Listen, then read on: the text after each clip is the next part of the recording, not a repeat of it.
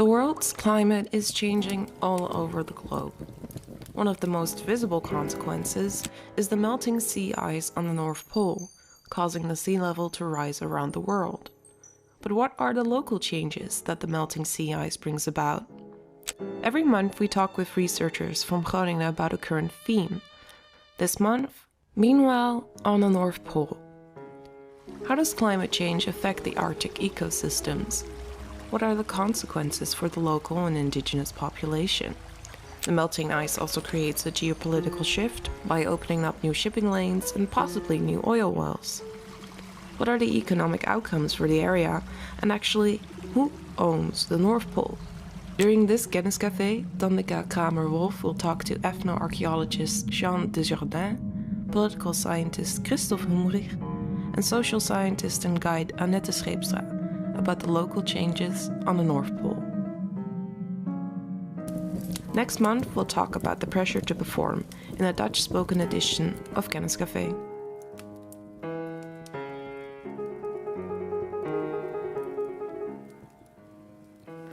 Hello and welcome everybody. It's so lovely to see a full house. I'm really not used to it, but it's nice to see you all. And welcome to today's edition of the Kenniscafé.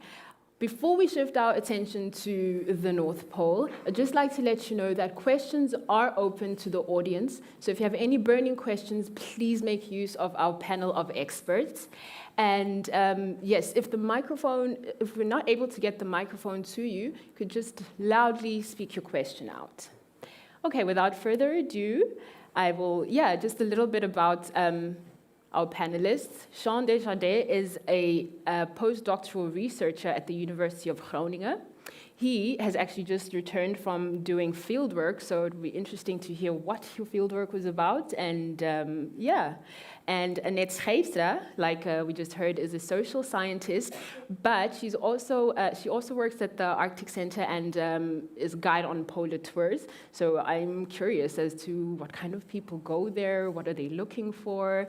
And we have Christophe Humrich as well, who is an assistant professor at the University of Groningen. So maybe some of you recognize him in international relations and political science. And before we get into it, we have a special message from someone who couldn't be here with us today. He's somewhat of a local celebrity, and so he really wanted to be here today, but he's recorded a very special message. And so Martin Lonen, who is currently doing research, has a special message for everyone today. Hello, Kenniscafé in Groningen. I'm on Svalbard, I'm on Spitsbergen, and I couldn't come, but I'm making a small movie to show you a little bit that winter has been coming here. It's all snow over here the last 2 days. The mountains in the back, and especially the mountain in this direction, is used by the people living here in Longyearbyen to assess when the snow starts, but also when the snow has melted. The champagne glass, it's called, and when the connection is broken in the champagne glass, then the date is giving a prize to the guessers. So I'm here in an area which is really affected by climate change, and the unexpected things are very important to note. For instance, on the back now on this mountain they built the snow fences because there was an accident and people died because of the avalanches created here by climate change. There's a lot happening. Today there was an exercise for 200 people, 200 wounded people, and they tried to see how the emergency was working in that case. They are preparing for the unexpected, and that's what's happening with climate change. Not just only the regular slow trend, but also the unexpected things in the news. So that's also why I'm now here at the university, UNIS, and discuss future plans and future research to work on adaptation on climate change. Thank you. So there we have it. And before we get into it, I think I'm going to start off with a very basic question. the Arctic, the North Pole, are those terms interchangeable? And also when I think about it, in my child brain, I imagine the globe, and then I imagine the North Pole is right on top. So what exactly which countries encompass the Arctic region? And are the terms Arctic and North Pole interchangeable? How does it all work? It's a good question, and not an easy answer. So maybe we can show in a bit a map of the Arctic. Okay. So normally when you say North Pole, it's exactly what you say, the little dot on top of it. You can see here, it says North Pole in the middle of the Arctic Ocean. Yeah. And the area around it, we say North Pole area, but most of the time we say the Arctic. But how big is the Arctic? So where are the borders? Yeah, exactly. And there is not one definition of that. Okay. So there are multiple definitions of what the Arctic is. Okay. So there are more political borders, there are borders on the climate. So for instance, the 10 degrees average in temperature in summer, or the permafrost layers. Yeah. Many people also know, and that's the border you see here on this map, the Arctic Circle. Yeah, exactly. And the Arctic Circle is, of course, not something you see when you are there, but you can notice 2 days a year, because at midsummer the sun doesn't set, and at midwinter the sun doesn't rise. And if you move from the Arctic Circle all the way to the North Pole, the amount of days that the sun doesn't set or the sun doesn't rise are increasing. Until you are on the top of the North Pole, and basically you have a year is 1 day and 1 night. So the sun only sets once and the sun only rises. And do you have people that actually go there specifically to witness that phenomenon? Of course, the midsummer or midwinter is very special to many people. If you are exactly on the Arctic Circle, in midwinter the sun doesn't set, but it's still a little bit of light. Yeah. But if the further north you come in the midwinter, it's really dark. Although when there is a lot of snow, it doesn't look so dark. Okay. Especially the first time I was really up north in Spitsbergen in the winter, around Christmas, it was full moon.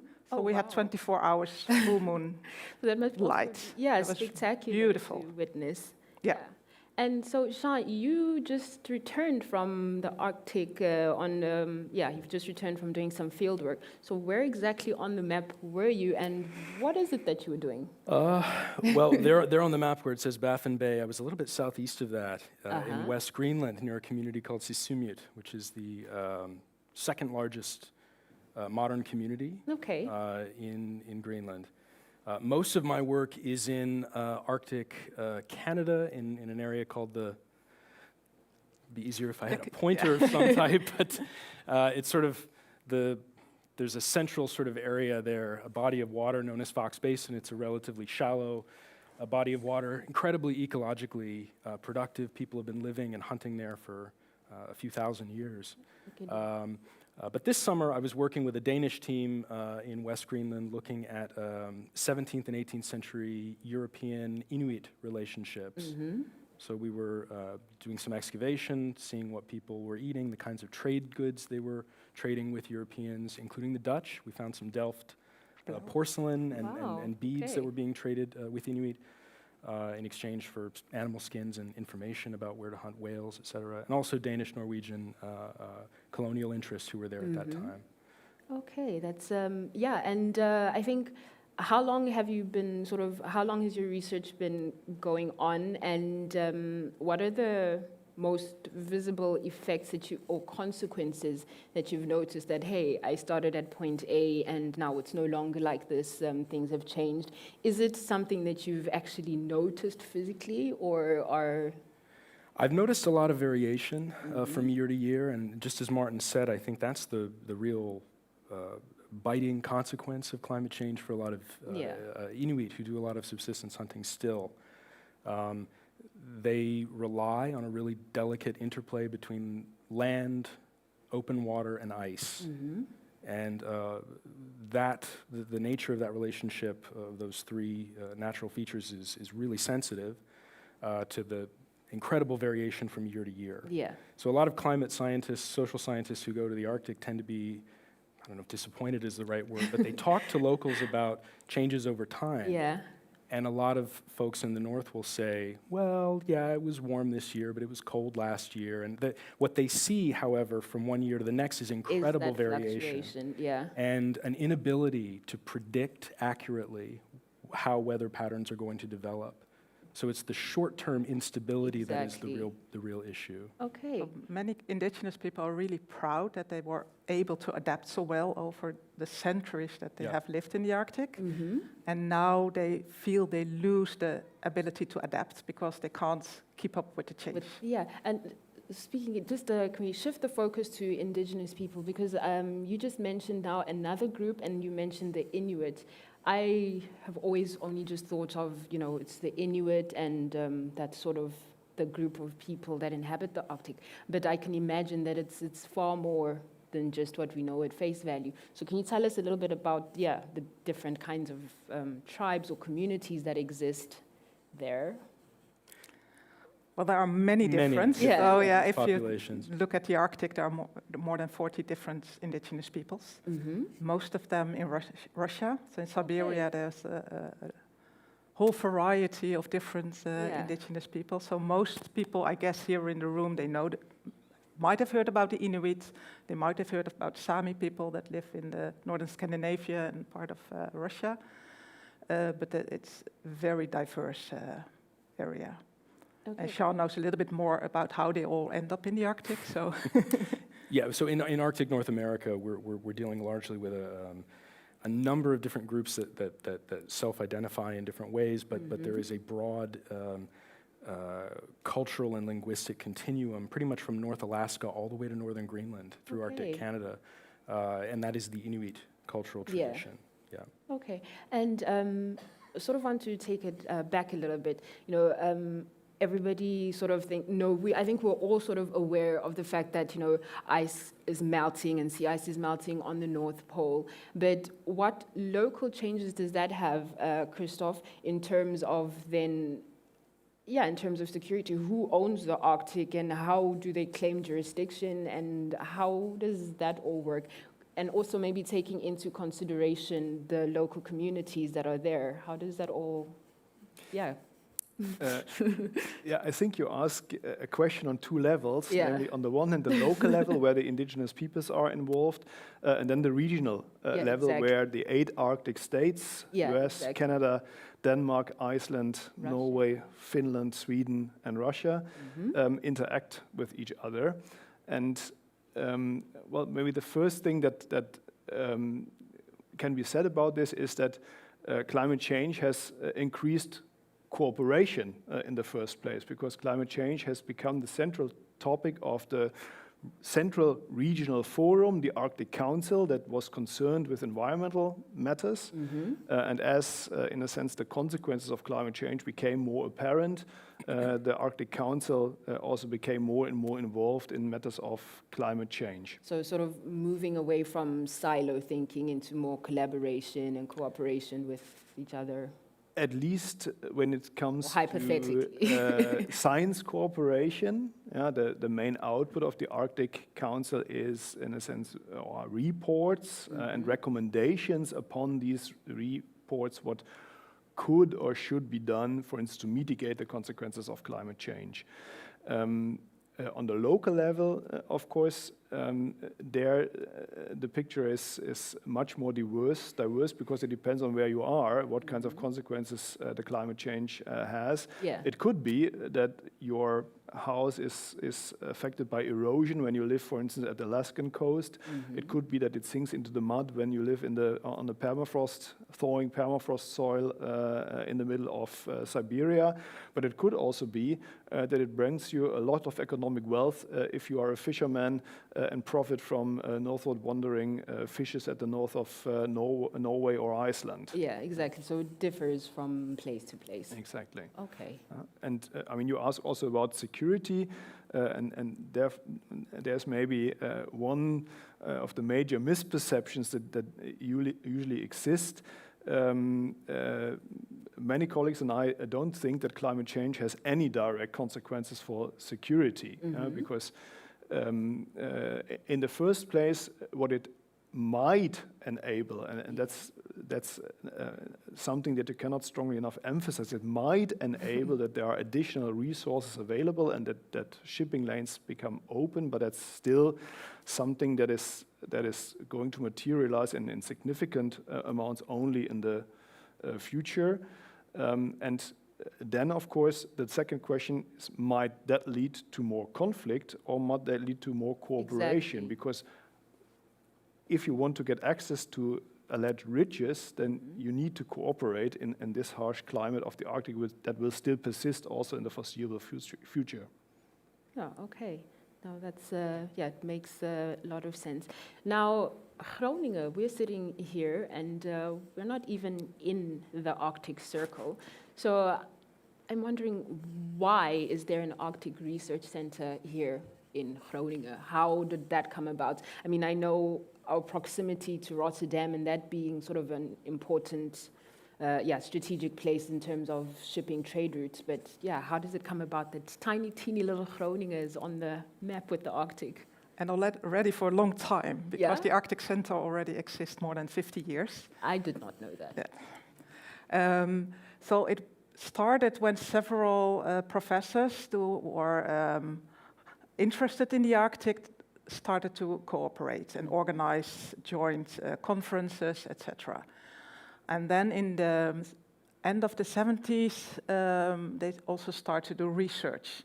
And that was really focused on the whaling history of the Netherlands. So the Netherlands has important footsteps in the Arctic, and then the northern part of the Netherlands played an important role in that. So if you look at the whalers, people often came from the Wadden Islands or from the northern area. So there is this connection, and then we start to do research mainly on Spitsbergen. Mm-hmm. But there is also this strong connection with migratory birds.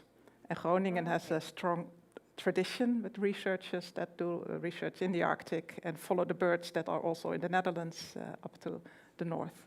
So, and then the Wadden Sea is also a very important area. Yes, definitely. Yeah. Okay. And speaking of that kind of thing with bird migration and patterns like that, is that something that people go to the Arctic also to see, like geese migration and that kind of thing? And since Annette, you are sort of a guide, polar tour guide, maybe that's very simplified, but can you tell us a little bit more about what exactly you do there and who goes to the Arctic? What kind of people go there? Because I can imagine it's very beautiful and all to see, but I'm already thinking it's so cold. No, thank you. I'm happy to look at the pictures. And so how does that all work out? Yeah. So what I do as a guide mostly is that I work on tourist ships, small ships, sometimes 50 guests, sometimes only 12 guests, up most of the time near Spitsbergen, and we're sailing around and we look for the nature. Many people go there because they want to see the polar bear. It's also something we call the last chance tourists, so they want to see the disappearing ice. And but most people come there for the beauty of nature. Some go, of course, up north in winter to see northern lights. Yeah. In summer, of course, you don't have northern lights. You have midnight summer, so 24 hours daylight. It's also something that attracts people. How is it? And it's not so cold. So if you are in Spitsbergen, it's quite high up north, but it is near the warm Gulf Stream that also warms the Netherlands. It ends up there. So relatively, it's not so cold. So in summer, maybe on average 5 degrees. I mean, for a summer holiday, people think it's cold, but it's not that it's... Relatively, yeah. Yeah. Okay, no, that's... And since the Arctic is around an ocean, it's not as cold as, for instance, the Antarctic. Yeah, exactly. Temperatures can be much, much lower. Okay. I know that I just read it very quickly somewhere, but I know that the EU finalized a strategy on the Arctic or something of the sort. And I don't know much about that. So what does that all entail and what does that mean for the Arctic, seeing as none of the countries in the Arctic Circle are part of the EU? Sweden. Well, yeah, Sweden. Finland. Yeah, but apart from Sweden. So, yeah, what claim? What stake does the EU have in that, and how does that all come together? Yeah, maybe I can start and then you can follow up. So the EU policy is very strongly related to science. Okay.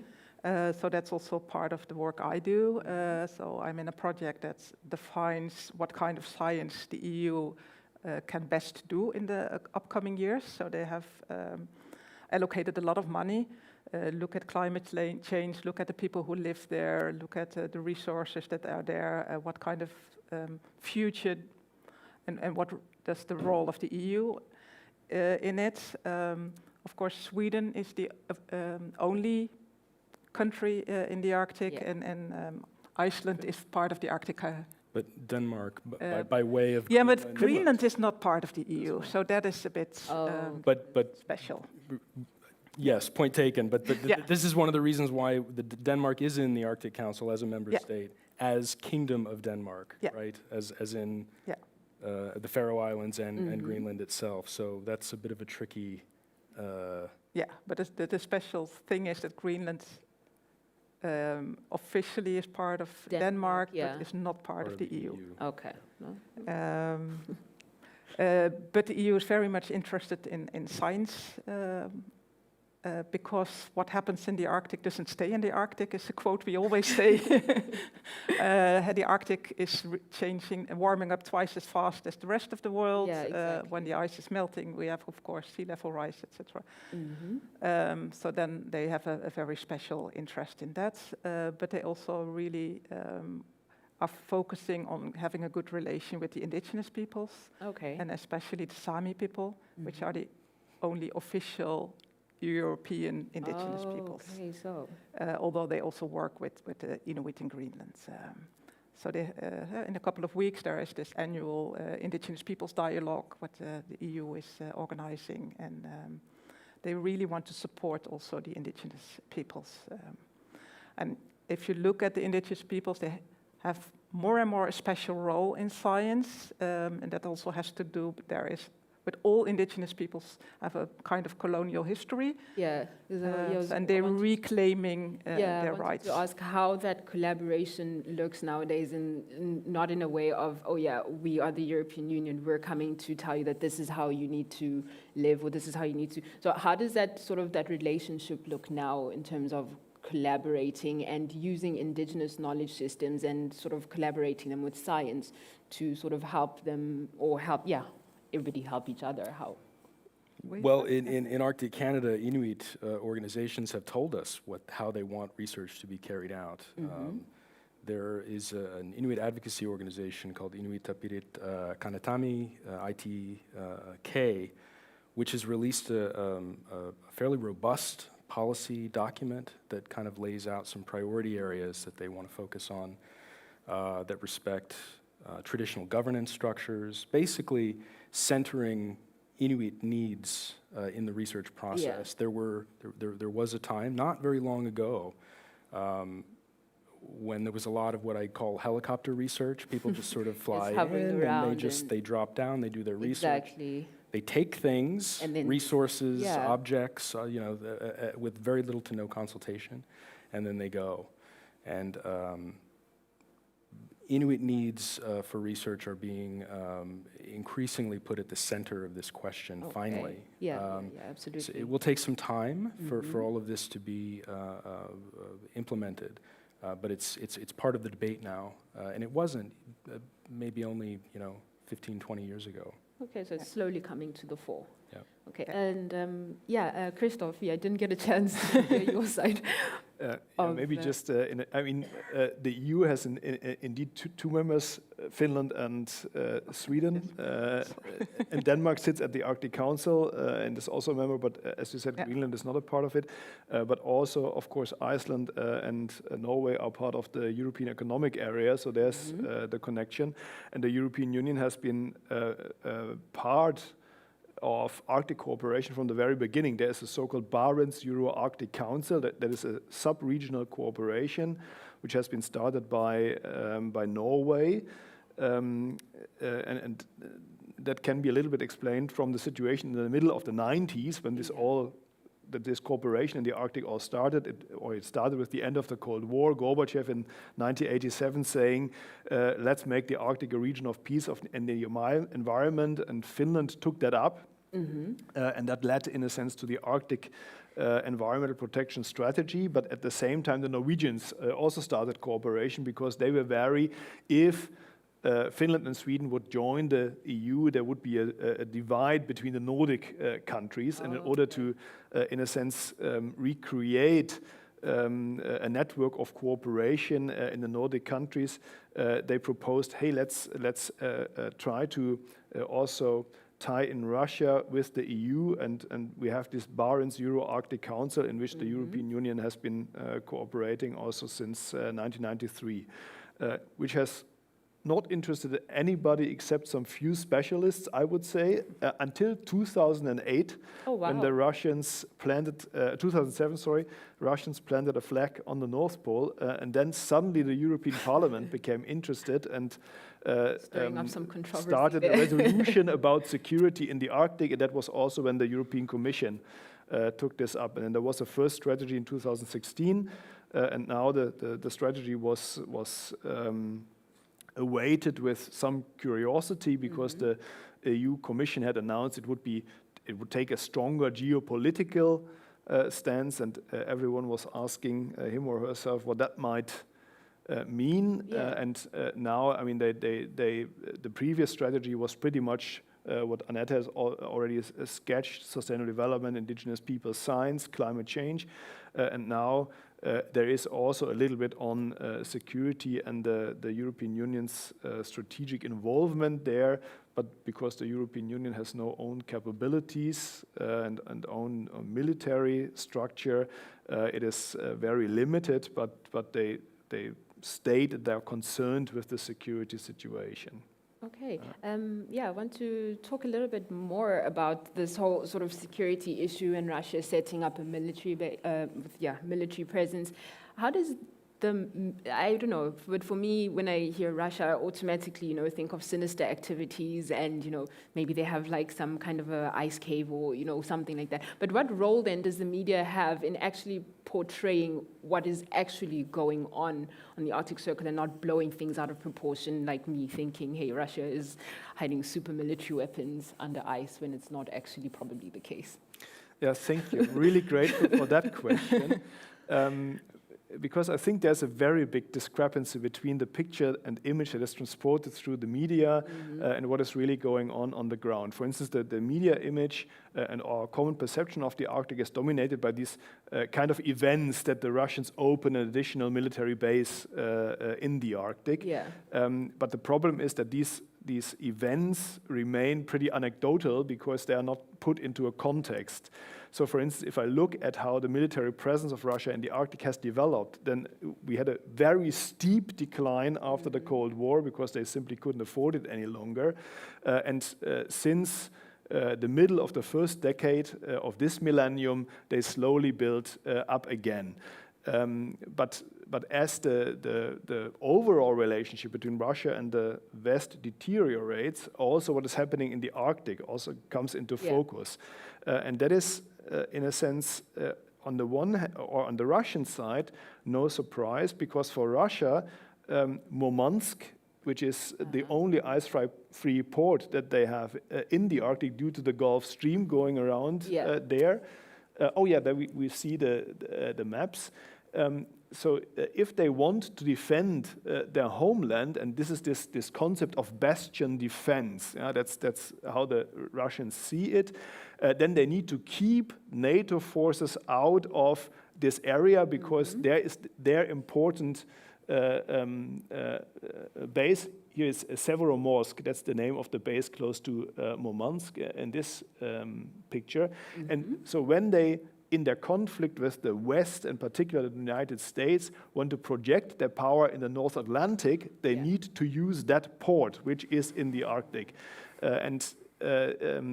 They need to protect it, and as the more paranoid they get about the West intentions, the more, in a sense, they arm up to protect it. However, if we look at what has happened there, there's a moderate increase in military presence only there's most modernization and maintenance. Yeah. What we see, for instance, is of course if a new ship is bought, then say, hey, they are buying a new. They have commissioned 6 new icebreakers, or will commission in the next 10 years. Yeah. But that they will decommission 5 old, that's of course not part of the picture. Okay. And so it sounds like 6 new icebreakers. That's a lot, Exactly. but it's only 1 because 5 will be taken out of service.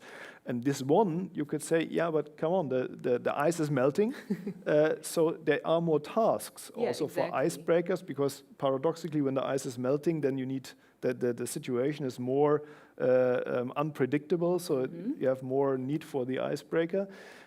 So more tasks, and thus more equipment needed. And if you put this into context, then militarization of the Arctic is extremely moderate, and I would say something that can be explained by the defense need of Russia, because their main port is in the Arctic, and thus tightly hangs together with what the West is projecting on Russia, and not so much with what is happening in the Arctic, really. So resources in the Arctic, climate change in the Arctic, that has less influence of Russian defense policy there as has the overall relationship with the West. Okay, that makes things a lot clearer. So don't always trust the media, and when you get a chance, always ask an expert to clear things up.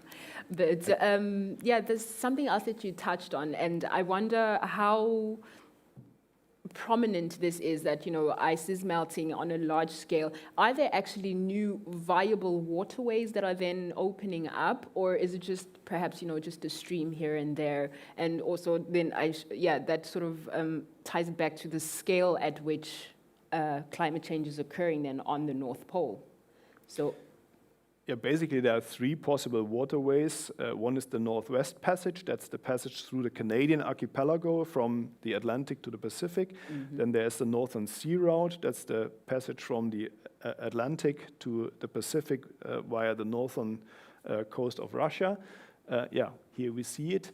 The red dots are, in a sense, the passages which become more ice-free and more navigable as the ice retreats, and they are much shorter than, for instance, the way through the Suez Canal or the way through the Panama Canal. Okay. The problem is that also there the prospects are, let's say, much more overblown than is warranted. Just to give you a figure, Russia aims at increasing the tonnage that is moved through the Northern Sea Road to 80 million tons per year. That's what goes through the Suez Canal in 1 month. Oh, wow. And it is very doubtful whether they reach that goal.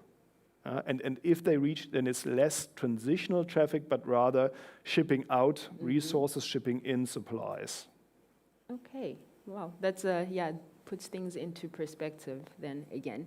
And speaking of, you know, melting ice and that kind of thing, I would imagine that the Inuit and the Sami tribes and all the communities that exist on the Arctic are somewhat subsistent or self-sufficient communities, and in terms of, you know, their food and that kind of thing. So what are the changes that have occurred in maybe the way they now get food and the relationship with the environment as well? Well, for most Inuit communities, most of them are coastal communities throughout North America, Arctic Canada, Greenland, an area in Arctic Canada. All the Inuit territories are known as Inuit Nunangat, traditional land, sea, and ice territories of Inuit.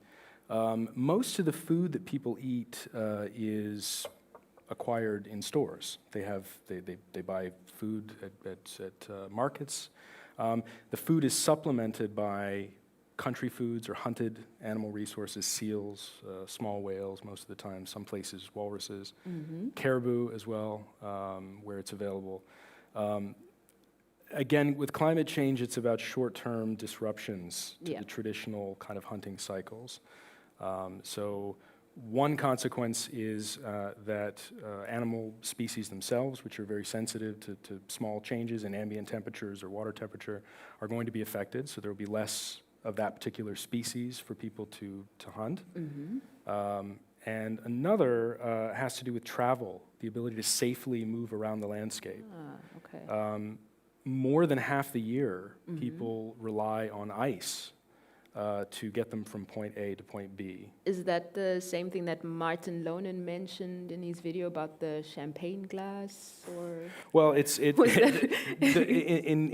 Nunavut, the Arctic part of Canada, and just not so much around West Greenland, but in the far north, we're talking about land-fast ice, which connects to the beach and goes out several kilometers into the water, and it's often quite thick. Oh, okay. So people are able to freely move across that. In pre-modern times, it was by sled and dog team. In modern times, in Arctic Canada, it's by snow machines, skidoos, that pull gear behind them. People used to rely on traditional knowledge systems to tell them when it was safe to travel over that ice. And increasingly, some of that traditional knowledge is becoming no longer valid because It's so unpredictable. exactly, Yeah. there's a lot of short-term variability in those ecological systems. So the ability to safely move across the landscape and the way that it affects people's social relationships, but also their ability to adequately acquire country foods, I think, are two of the biggest impacts that I've seen in my research. Yeah. Yeah, and if you move a little bit from the coastal communities, like what the Sami, that is more inland, and they are very dependent also on reindeer, many of the Sami people. And what you see in winter in many areas, that there is more rain. So Yeah. you have these warming periods. If it's then raining, the snow melts. And if it starts freezing again, you have this layer of water that is then freezing again. And Yeah, then you have exactly. a thick layer of ice covering the tundra. And that's, of course, a big problem for reindeer. Yeah, because then they Then can't, they sort of can't forage get to around their and food get enough anymore. food and Yeah. Also importantly, that the terrestrial impacts are important as well. I think you touched upon, Christophe, the permafrost and the erosion. As an archaeologist, it's distressing to see so many archaeological sites in places that are well elevated, like coastal areas that are well elevated, like in West Greenland, North Alaska, where you have really important archaeological sites that are either low-lying, that are being inundated, that are flooding, or actually that are on cliff sides that are eroding out into the ocean. So losing a lot of important, valuable history there. Correct. Yeah. And this is something that more and more archaeologists are trying to work with local communities to kind of preserve some of that cultural heritage as best they can. And Yeah. with that, safety seems like safety is then a great concern. What are sort of measures that you take, and when you take people out on polar tours, what are some critical safety measures in recent years that you've had to take in order to make sure that, Well, when I'm guiding, it's not so much safety issues. What we see a lot when we are traveling around in the ships, if you are near a glacier, that the maps are always outdated. So you look at the map and then you look where you're sailing, and then you're actually sailing inside the glacier because the map is It's just constantly outdated. And then, of course, in that area, there's no good maps because you don't know the depth, because also in front of the glacier that's outdated. So there is a safety issue there. There was just a very nice map here also on permafrost. There's many safety issues here. This is where it's stated what is expected. It's just been published a couple of weeks ago. In the future, where will be areas without permafrost, where there is permafrost now. And then you have many safety issues regarding infrastructure. You see a huge area in Siberia where there, for instance, is a lot of oil industry. So all these oil pipes that are now going around. So how many oil leaks will we get? This is a big issue, but houses collapsing. And I think another mentioning with things like infrastructure and that kind of thing, what are sort of then adaptation measures in that sense, in caring for the infrastructure and making sure that should the permafrost melt or should the ice melt, we know that, and how do you, What are... So there's quite some attention now for infrastructure. So a lot of infrastructure will be problematic in the future. Something that needs to have more attention, I think, is water security. So there are lakes, if it's on top of a permafrost area, then the water is melting in spring, in summer, and then you have a lake that is your water supply. But what happens if the underneath ground is thawing? Then the water will appear. Yeah, And exactly. so in some areas there will be more water, in some areas there will be less water. So Martin, for instance, was now in Longyearbyen, which is the capital of Spitsbergen, but his research is done in another place, Ny-Ålesund. And the water supply there is already getting problematic in summer. So because the ground is not holding the water anymore. Exactly, it's just flowing away and... So that is a big issue. There's also concerns about health issues because of some anthrax is coming more up. Also because of the warming, mosquitoes, there's more diseases. There's actually different scenarios and than what people are used to. Yeah, so there's a lot of research done at the moment about permafrost, also paid by the EU, and the consequences. And there's still a lot we don't know how it will develop.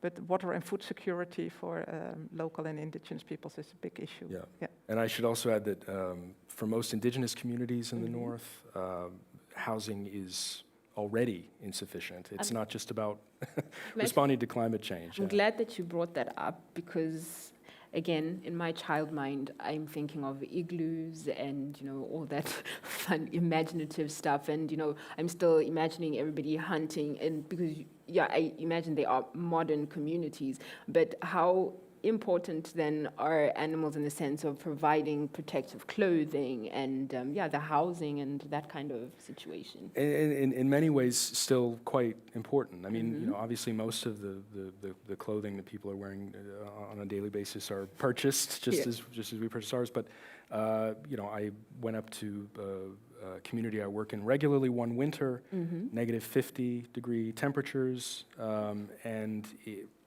I had the most expensive Canada Goose parka that they sell, I believe, and it was insufficient. I mean, the locals up there had to, give me something that was handmade and made of sealskin when I went out onto the ice to accompany the hunters.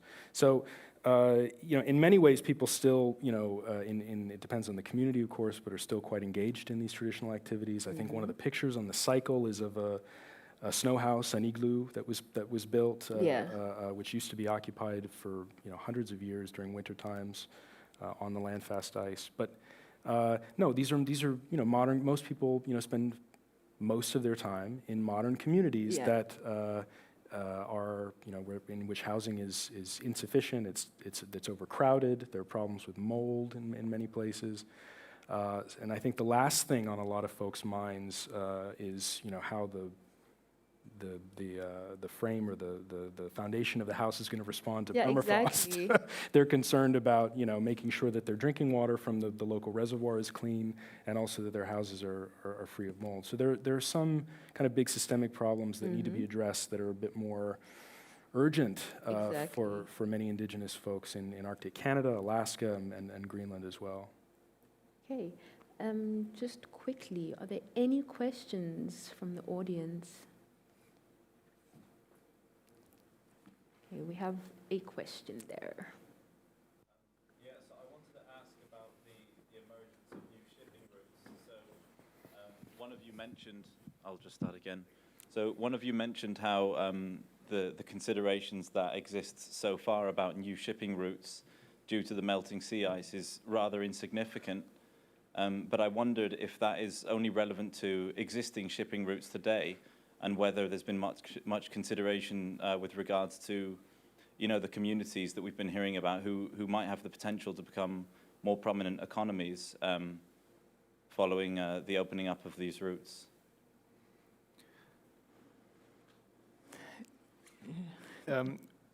Well, I think that, again, and maybe that's also a take-home message from this evening. We talk about the Arctic, but the Arctic is a lot of different places.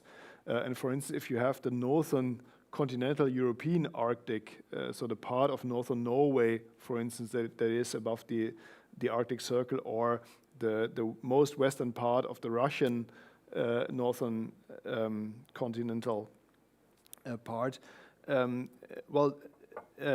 you have already a city and urban infrastructure in which you have certain harbors.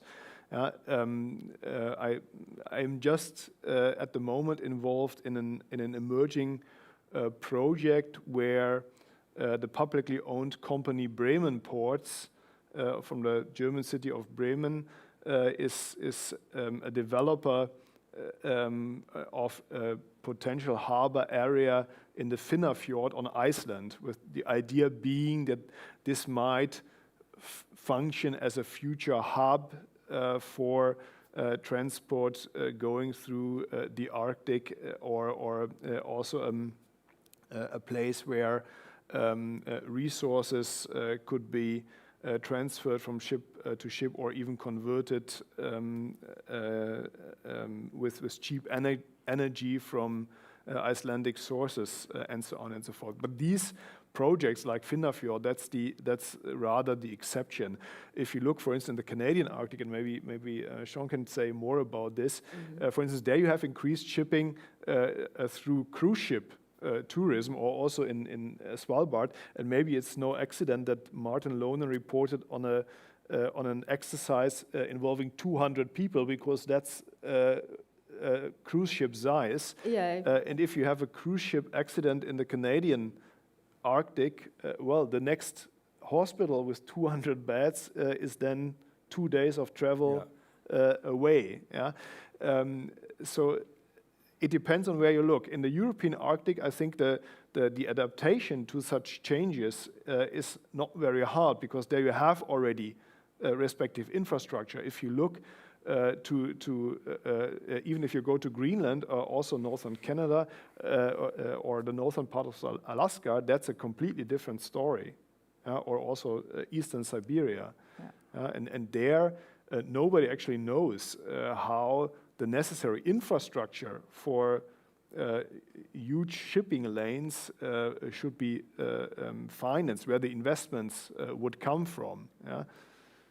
China could be a potential, but they have no money to just give away. And what kind of infrastructure do you build? I mean, the previous Canadian government, a few governments ago, the previous Canadian Prime Minister, Stephen Harper, was very much interested in developing Nunavut in the Northwest Territories, and there was all kinds of talk of Deepwater Port at Nanisivik, for example, which is an old mining place very nearby to an Inuit community. Okay. Research bases, one of which got built. Mm-hmm. Coast Guard stations, new icebreakers, all kinds of stuff. Very little consultation with local communities about whether this was the kind of development that they really needed or wanted. There was also kind of an interest in resource extraction as well, in promoting that. Is a mining operation nearby to a community a good thing or not? There are pluses and minuses that have to be weighed here. I mean, it can provide some high-paying jobs for the life of the mine, but then what happens once they pack up and leave? What kind of skills are people left with, et cetera? What kind of infrastructure for the community is invested, right? So that's not a decision for, in my opinion anyway, for anybody but the communities themselves to make. Right? Absolutely, absolutely agree. And maybe one important thing to mention in this context is that we very often conceive of the local communities of being against development. Oh no, it's sometimes exactly. Not. I mean, and I think that's again something that is often overlooked. That there are strong divisions even within local populations, within the Inuit populations. But how to find the proper way between environment and development. And these are the struggles that, in a sense, mark also what can be called the new Arctic in this age of climate change and economic development. And especially in Greenland, this has been a huge debate. So the previous government was really pro, or the local Greenland government, not Denmark, pro mining, for instance. Even there was a ban on mining uranium, so they said, well, we want to mine again. So now the current government has a different policy again. But for Greenland, it was an opportunity to get more independent from Denmark. From for Denmark, instance. From the yeah. block grant. Because I know Yeah. from Denmark since the 70s, they've sort of tried to move away from oil as a major resource and that kind of thing. Yeah. And speaking of oil and mineral resources in the Arctic, what is the actual maybe you don't know the actual concentration, but is it actually viable that they could decide, not once all the ice is melted, but over time as more and more ice melts, is it actually a viable place for mineral resources? Or can you actually say, you know what, let's leave this place alone? There are other places in the world where resources have already been tapped into. It depends on the price of the resource on the global market. And there is already a lot of mining going on Yeah. already for a long, long time Yeah. in different parts of the There's Arctic. a lot of mining exploration Yeah. in Nunavut in Canada. These are the smallish camps that try to see how much of the resource is there. And if the price of whatever it is, copper, iron, gold, happens to be high enough, Then it's worth the kind of logistical issues and of getting it out. yeah, so Yeah. For instance, Greenland has a lot of also rare earth materials Yeah. that is needed for the green transition. And now we're really depending on, It's a bit of a on China, paradox so there. there's also this. yeah, it seems like a bit of a paradoxical situation. But maybe we should also emphasize that also if you look at oil and gas, the expectations are hugely overestimated because very often central figures in the debate are interpreted wrongly. For instance, there is this number, 13% of the undiscovered oil of the world is in the Arctic, or 30% of the undiscovered gas, and that sounds a lot first. And these are the maps showing the provinces. And these are taken from the report of the US Geological Survey in 2008. And that's the one report to which everyone refers when it comes to oil and gas expectations in the Arctic. Yeah. And if you look at this report, then Geological Survey says actually there are certain likelihoods about how many oil and gas we are discovering. And just to give you a figure, so they settled now, it's 50% likely that we find 90 billion barrels of oil, 90 billion barrels of oil in the whole Arctic. So distributed over all these provinces, provinces. And to put that into context, that's as much oil as Kuwait has at the moment. Yeah, so tiny Kuwait, 17,000 square kilometers, has as much oil as is with a 50% likelihood expected in the 27 million square kilometers Arctic.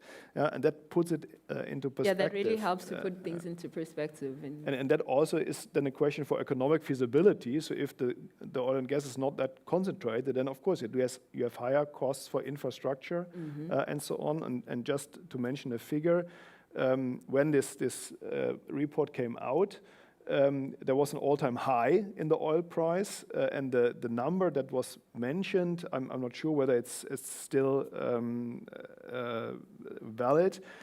If you have an oil price over $130 or $40 per barrel, then it's viable. At the moment, we all complain about the very high oil price, and I think the last time I looked, it was $67. $67 per so that's barrel. still very far absolutely. away from this. And the minerals and oil are seen as a panacea for so much future prosperity and development, and so much of it is politically manipulated in some way. At least the presentation of that information is. There was a reason that Trump wants to buy Greenland, but...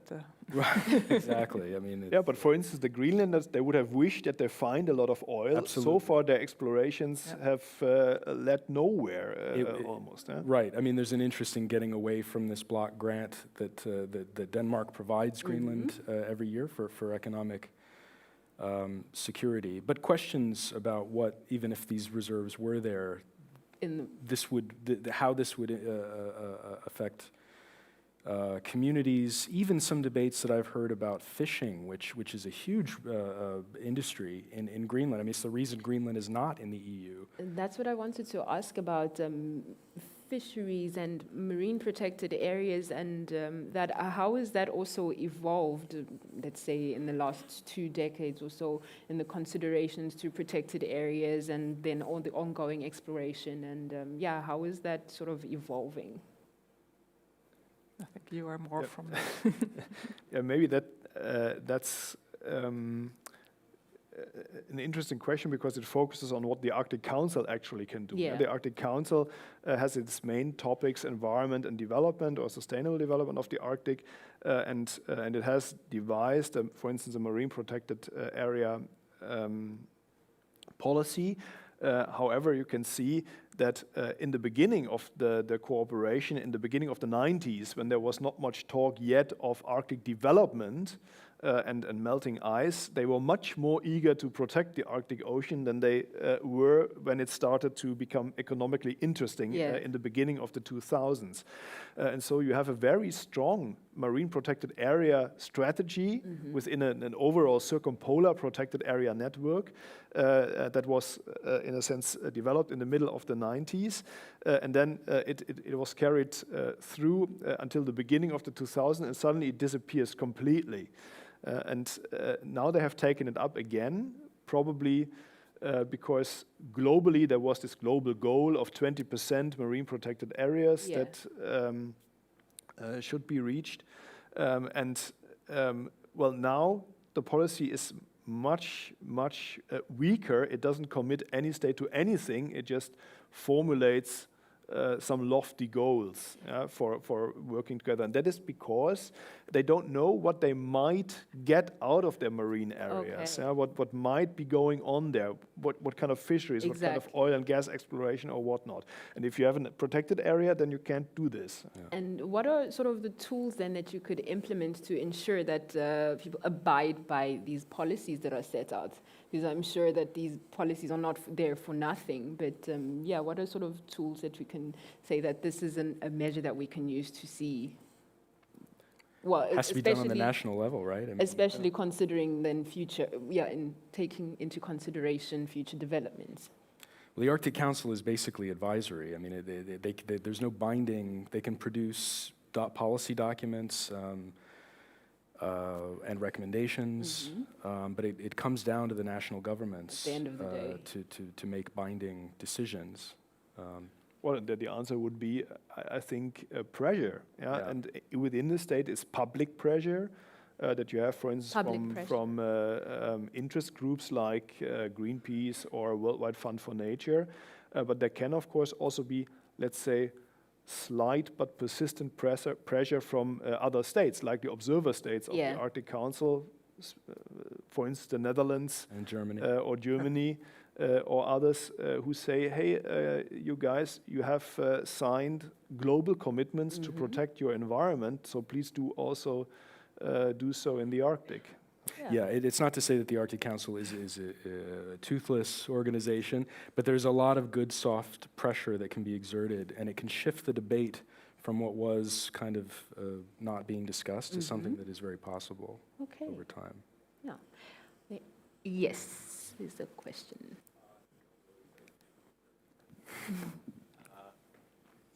Thank you. I was just wondering, in the worst case scenario, in case the sea levels rise really high, is there a possibility for some lowland countries such as the Netherlands or Venice to disappear, basically? Well, it's not, if you look at sea level rise, or you want to say I hate to break it to you guys, but yes, of course. Well, then we need to have Antarctica to melt, and then we disappear, yes. So for Greenland's ice cap, it's getting a little bit technical, and I'm not a climate scientist, but that is a topic that not so many people are aware of, and that has to do with gravity. So if you have an ice cap and water, mass attracts mass, so the ice cap and the water are attracted to each other. So if the ice cap is disappearing, the water level rises, but the attraction of the masses disappear as well. So if the ice cap of Greenland is melting, the sea level rise near Greenland is getting lower. But at the end here, it's getting much higher. And this is an area of about 8,000 kilometers.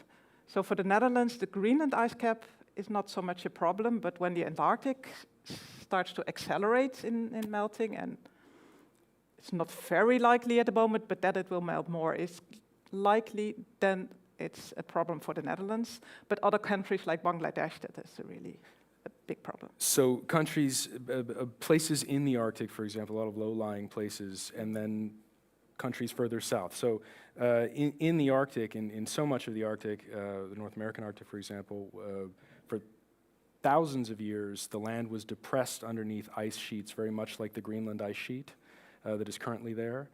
And there's a geological process called, not to get too sciencey here, 'cause I think we're getting, but there's a geological process called isostatic adjustment. It's kind of like pushing down on a beach ball. All that ice is depressing the land. The ice is gone. The beach ball goes back. So the land is actually rising bit by bit. So we're not seeing a problem with inundation in places like Arctic Canada. You're certainly seeing sea level rise in the further south and in the global south also. But you were talking about in the effect on the Netherlands. I was at a conference at the Young Modern Academy recently called Ditching the Dikes, which was about how the Netherlands kind of historically has dealt with this problem of inundation and land reclamation, and what are the possibilities for the future. And there were several really compelling ideas put forward, some of them pretty revolutionary. They were talking about floating cities in the future. If we simply should have taller dikes, that was a possibility as well. Well, we'll just keep up with the sea level rise, and we'll just keep building them taller. Watch how high we can go, you know. And then another point was, should we have some kind of mixed system where we let some areas of the land go than others?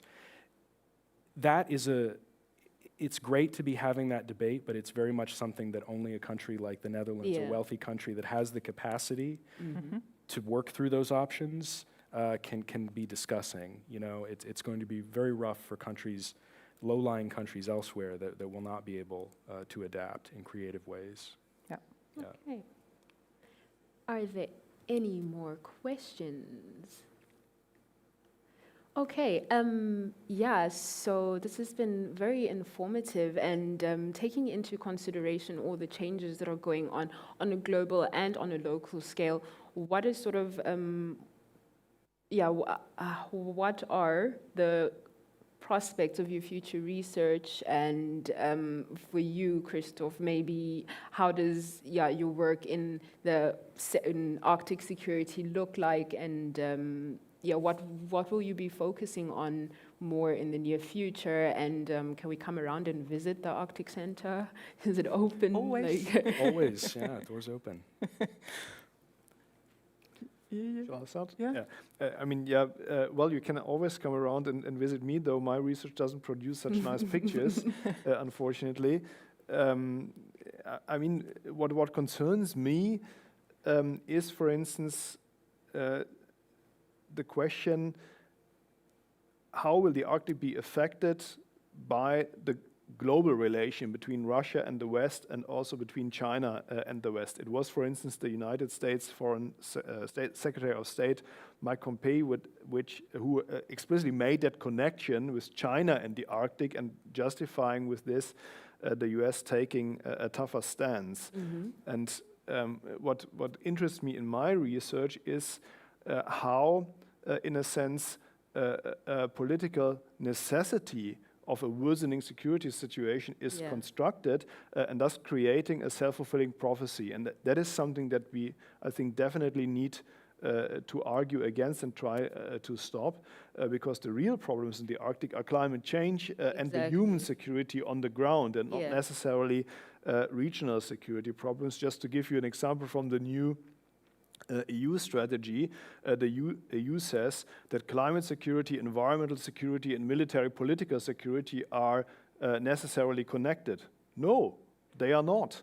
Yeah, you don't need to tackle climate security and environmental security with military means. There's no necessary connection. There is a connection if you want it to be.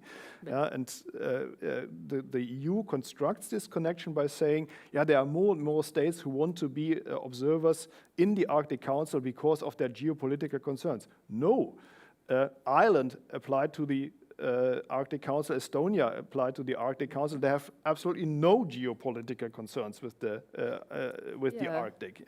So we need to understand how and why a security situation in the Arctic is constructed that might not be conducive to, for instance, contribute to relaxation of tensions between Russia and the West on the global scale. And unfortunately, I think that this will still occupy me for a long time.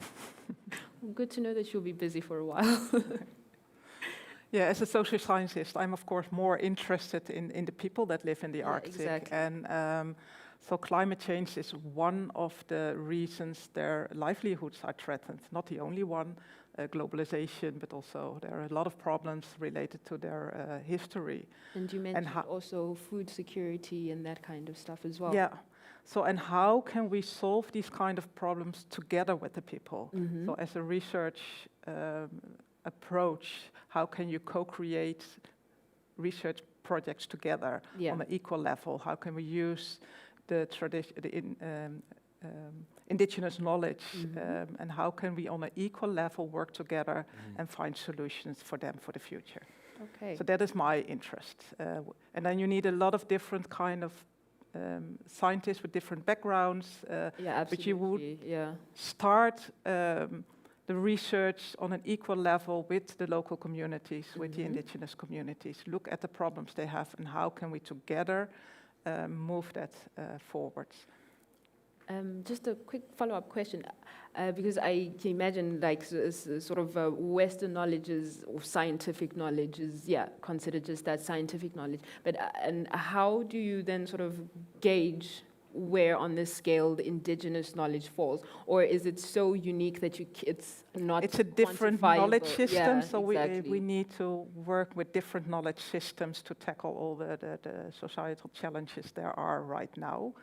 A big problem, what I see is that science is funded, and if you look at the Arctic Science Ministerial and all the organizations that work together, they all acknowledge that we need to work with the indigenous people and that we need to use the indigenous knowledge, but there is not funding allocated to that. Exactly, yeah. So the funding needs to change as well, and that's also something I'm working on at the moment to try. And that was also one of the recommendations of the ITK strategy for Inuit in Canada, that they were emphasizing that you shouldn't just have to be based at a Western university with a PhD. Yeah, exactly. In order to receive funding to do research. Working in the Arctic is incredibly expensive, logistically difficult, and it has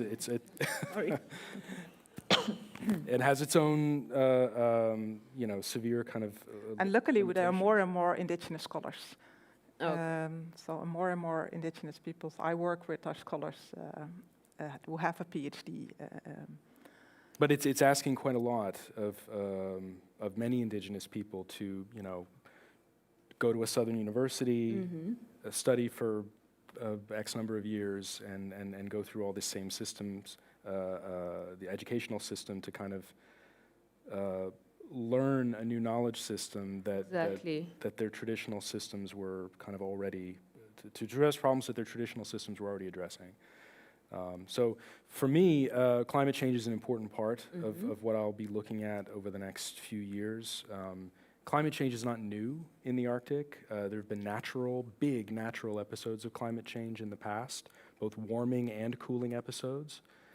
And people in the Arctic have been resilient throughout all of them. Yeah.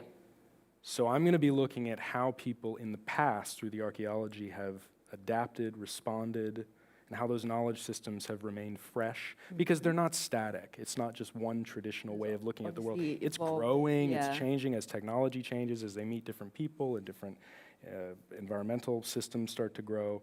they change and they grow. Yeah, So absolutely. how can past responses to those changes speak to what's happening now in the Arctic? Is this something that can be that can speak to that, or is modern change just happening too fast? Is this just an unusual situation?